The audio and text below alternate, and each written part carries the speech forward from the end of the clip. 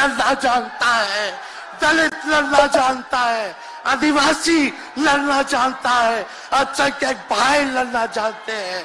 अब कोई चप्पल उतरवा देगा, अब कोई कुआं का पानी नहीं पीने देगा।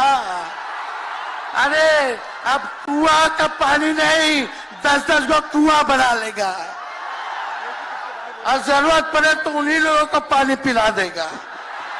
क्या बात करते हैं ये लोग। इसलिए भाजपा के लोग केवल बकवास बोलते हैं, झूठ बोलते हैं, बोलते परिवारवादी लोग हैं, परिवारवादी लोग हैं।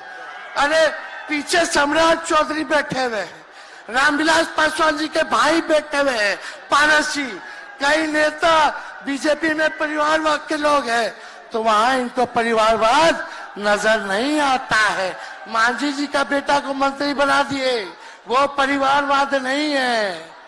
तो इसलिए ज्यादा कुछ इन लोगों पे हम नहीं कहेंगे, लेकिन माननीय नीतीश कुमार जी यू टर्न जो लिए हैं, समझिए कि अब हमको लगता है कि राज्य सरकार को इंश्योरेंस और बीमा करा लेना चाहिए।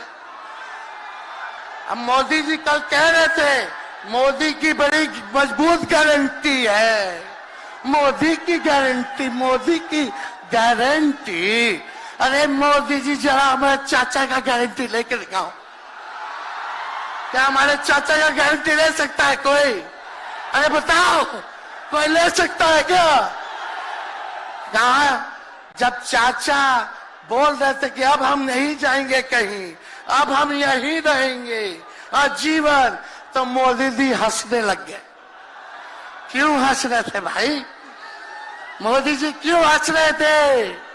और हमारे चाचा को बार बार ये क्यों बोलना पड़ता है कि हम जो है अब कहीं नहीं जाएंगे, मर जाएंगे, मिट जाएंगे, मिट्टी में मिल जाएंगे, लेकिन अब हम कहीं नहीं जाएंगे। एक वो गाना सुने हैं आप लोग, ऋतिक रोशन का फिल्म का गाना है, इधर चला मैं उधर चला, इधर चला मैं उधर चला, जाने कहां मैं किधर चला, अरे अरे फिसल गया। अरे चाचा जी, चलिए आप बुजुर्ग हैं, आपको यहीं से हाथ जोड़ करके प्रणाम। लेकिन एक बात तय है, जदयू 2024 में खत्म हो जाएगी, ये मेरा कहना है। बताओ सच्ची बात है कि नहीं? जदयू का कोई भविष्य है क्या? कोई भविष्य नहीं है।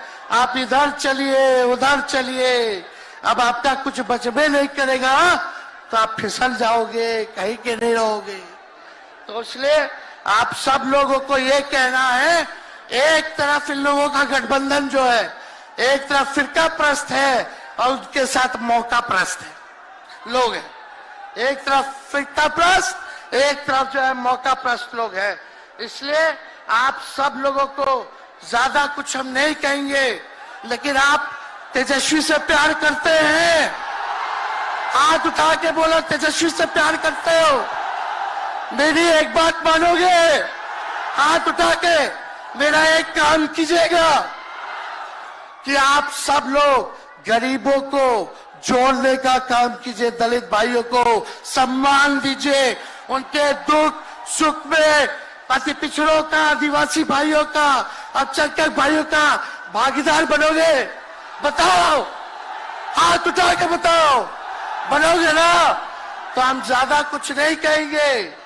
अब आप लोगों को ही काम करना पड़ेगा, काम कीजिएगा ना? हम भी साथ रहेंगे, साथ साथ मिलकर काम करेंगे। तो ज्यादा कुछ ना कहते हुए, सभी हमारे वरिष्ठ नेता सब लोग यहाँ हैं, राहुल जी है, अखिलेश जी है, खड़गे साहब हैं, डी राजा साहब, यशुरी जी, दीपावकर जी, लालू जी आप लोगों के समक्ष बात रखेंगे। तो हम इन्हीं चंद शब्दों के साथ आप सब लोगों का स्वागत करते हैं, आप सब लोगों को ढेरों धन्यवाद देते हुए अपनी बात को विराम देते हैं। मेरे साथ नारा लगा करके हम अपनी बात को समाप्त करेंगे। हम बोलेंगे भाजपा भगाओ, दोनों हाथ उठा के बोलिएगा भाजपा भगाओ, भाजपा भगाओ, भाजपा भगाओ। बहुत बहुत धन्यवाद। बिहार की जनता जिंदाबाद, बिहार की जनता जिंदाबाद, जिंदाबाद, बिहार की जनता जिंदाबाद, जिंदाबाद। बहुत बहुत धन्यवाद सभी पार्टी के कार्यकर्ताओं को, महागठबंधन के साथियों को। इतने कम समय में आप सब लोगों ने आयोजन किया। सभी कार्यकर्ताओं को, पदाधिकारियों को, विधायकों को, एमपीओ को, सबको हम धन्यवाद देते हैं इस रैली के सफलता के लिए। जय हिंद, जय बिहार।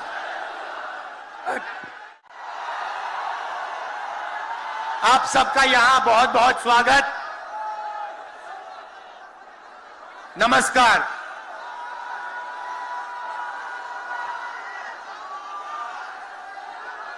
देश में जब भी बदलाव आता है वो बिहार में तूफान शुरू होता है। यहां से तूफान बाकी प्रदेशों में जाता है। ये बिहार जो है देश की राजनीति का नर्व सेंटर है, यहां से ही शुरुआत होती है। आज देश में विचारधारा की लड़ाई है। एक तरफ नफरत, हिंसा, अहंकार और दूसरी तरफ मोहब्बत, भाईचारा और एक दूसरे की इज्जत। जैसे मैंने यात्रा में कहा, अगर आप गठबंधन को समझना चाहते हो, एक लाइन में समझा जा सकता है, नफरत के बाजार में मोहब्बत की दुकान खोलते हैं हम।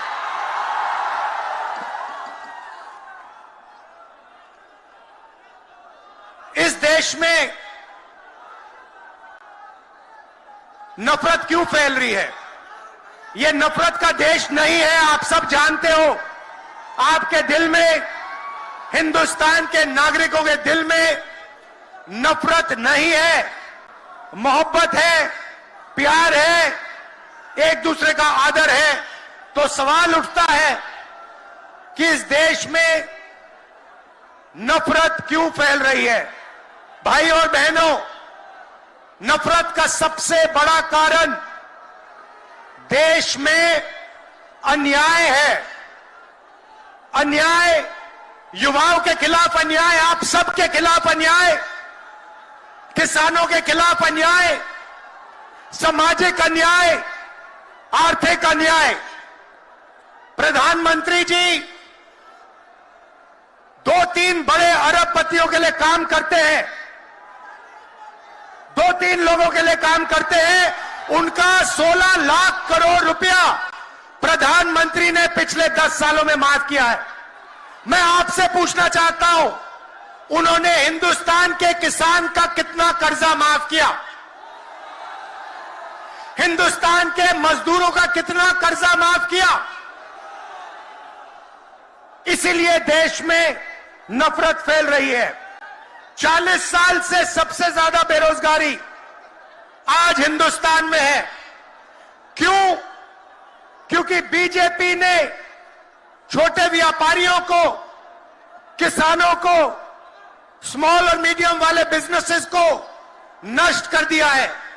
एक तरफ नोटबंदी की, दूसरी तरफ जीएसटी लागू की। नतीजा यह हुआ, जो लोग इस देश को रोजगार देते हैं, छोटे बिजनेस वाले, स्मॉल और मीडियम बिजनेस वाले, उन सब का काम बंद हो गया। जहां भी देखो बड़े बड़े उद्योगपतियों की मोनोपोली बन रही है। एक उद्योगपति के हाथ में हिंदुस्तान के सारे पोर्ट, एयरपोर्ट, इंफ्रास्ट्रक्चर, डिफेंस की इंडस्ट्री, सारी की सारी नरेंद्र मोदी जी ने एक उद्योगपति को पकड़ा दी। आप लोगों के लिए इस देश में कुछ नहीं बचा है। मैं आपसे सवाल पूछना चाहता हूं, इस देश में पिछड़ी जात के कितने लोग हैं? कितनी आबादी है पिछड़ी जात की? 50%। 50%। दलितों की कितनी आबादी है? 15%। आदिवासियों की कितनी आबादी है? 8%। कितनी बनती है भाई? कितनी होती है? 73%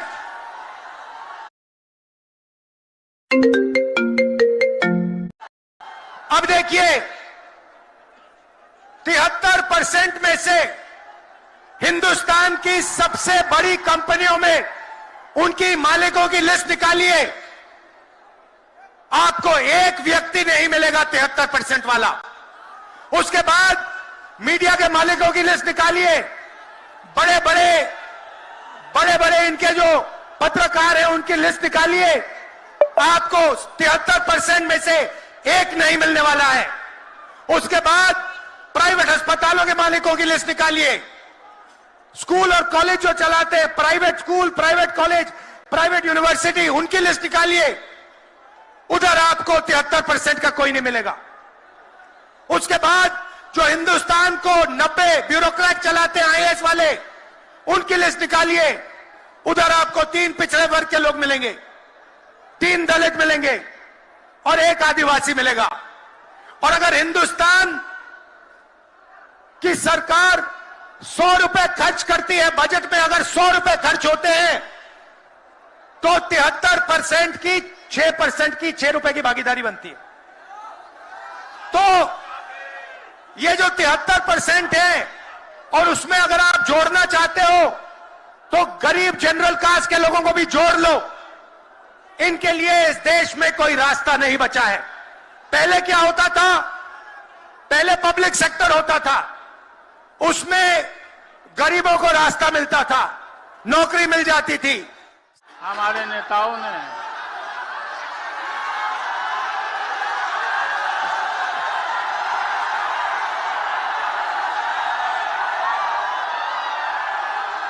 तेजस्वी यादव ने जब जन विकास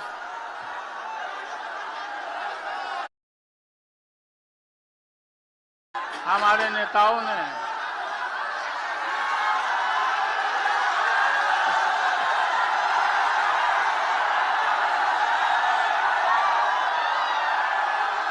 तेजस्वी यादव ने जब जन विकास रैली में गए थे बिहार के कोने कोने में, इनका भाषण हो रहा था आपके बीच में,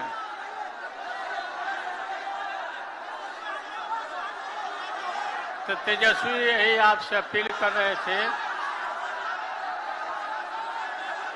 कि गांधी मैदान में 3 तारीख को आइए, पापा ने बुलाया है।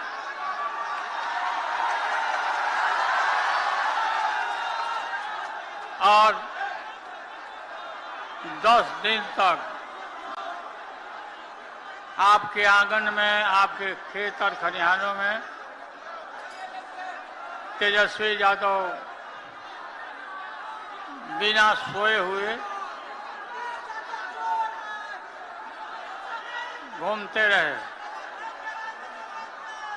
अभी ज्यादा कसरत करने की जरूरत है कि सभी अत्यंत पिछड़े भाई,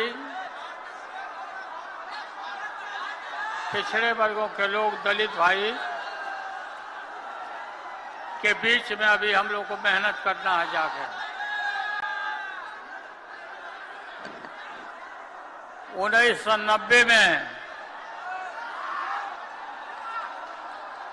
आप सबको, हमारे नौजवानों को पता है या नहीं,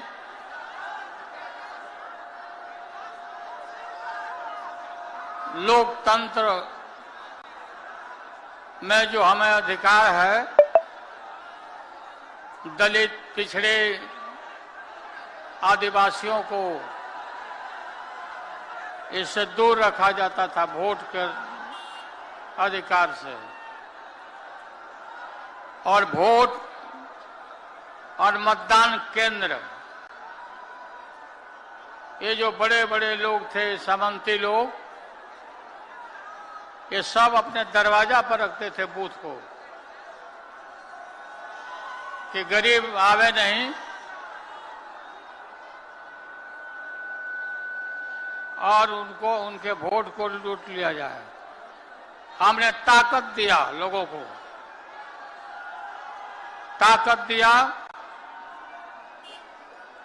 इसी गांधी मैदान में सभी छोटी छोटी जातियों का सम्मेलन कराया, जातीय सम्मेलन, सबको बुलाया, यहां सबसे भाषण कराया और पूरा बिहार में ही नहीं, देश भर में गरीबों को जो अधिकार दिया, मंडल कमीशन लागू कराया। इस मंडल कमीशन का नतीजा हुआ कि आज कोई भी जो अपने को बड़े आदमी कहते, गरीबों की तरफ आंख नहीं दिखाता, हिम्मत नहीं है। पहले तो चापाकल नहीं था, नल नहीं था, कुआं हुआ करता था, इनार जिसको बोलते हैं। इनार पर, सुनो ना भाई,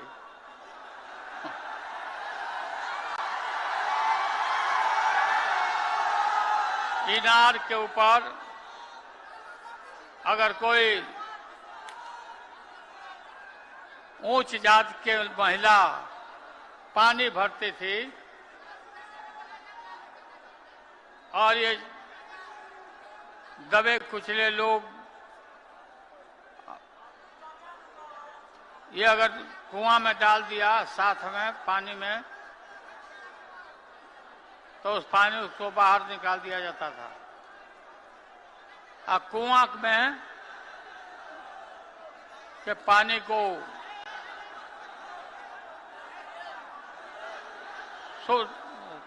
शोध करके पानी को तब लोग रखते थे, ऐसे पानी फेंक देते थे।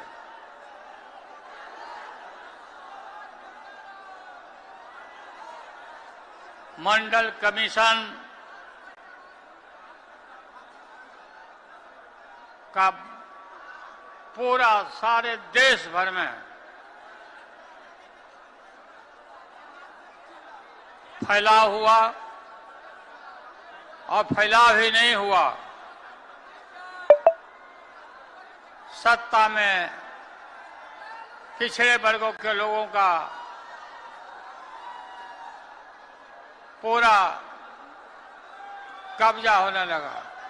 आज वही नतीजा है। नतीजा है कि आज हर पिछड़ा वर्ग और दलित गरीब आदमी